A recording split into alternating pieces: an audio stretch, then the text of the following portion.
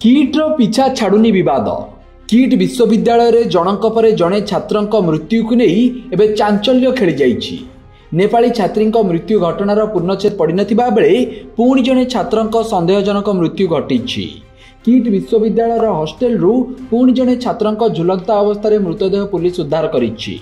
मृत छात्र जनक छत्तीसगढ़ राहुल यादव बोली जना पड़िथिबा बेले से प्रथम वर्ष कंप्यूटर साइंस रो छात्र बोली सूचना मिलिछि।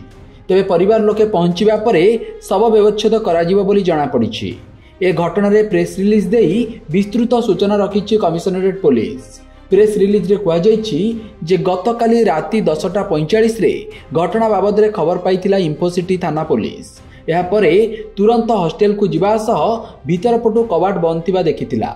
कबाट भांगी भीतर को प्रवेश बेले राहुल को झुलंता अवस्था रे देखिथिला पुलिस। एहा परे तांको तुरंत किम्स हॉस्पिटल को निया जाइथिला। सेठरे डाक्तर तांको मृत घोषणा करथिले। ए नै इंफोसिटी थाना रे केस नंबर 153 रे मामला रुजु होईछि। सेपटे छत्तीसगढ़ रायगढ़ रे रहुथिबा संपृक्त छात्रंक परिवार लोकंकु एनै खबर दिया जाइछि।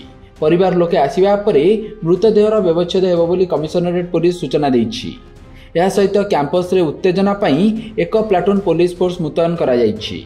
घटनास्थल रे साइंटिफिक टीम पहुंची तनाघना करबा सहित छात्रंकर गोटिए फोन और गोटिए लैपटॉप जबत करिछि। घटनार अधिक तदंत जारी रहितिबा पुलिस कहिछि। सेपटे छात्र आत्महत्या घटना को स्वीकार करिछि किट। घटना संपर्क में पुलिस को जणाइबा परे तदंत आरंभ होइतिबा किट पक्षरु कुआ जाइछि। तबे पूर्वरु दुई नेपाली छात्रींक आत्महत्या को नै चर्चा रे थिला किट। से घटनार तदंत निर्देश दिया जाइथिले भी एपर्यंत एही रिपोर्ट आसी नाही। यारि भितरे पुणी जणे छात्रंक आत्महत्या को नै चर्चा चलिछि।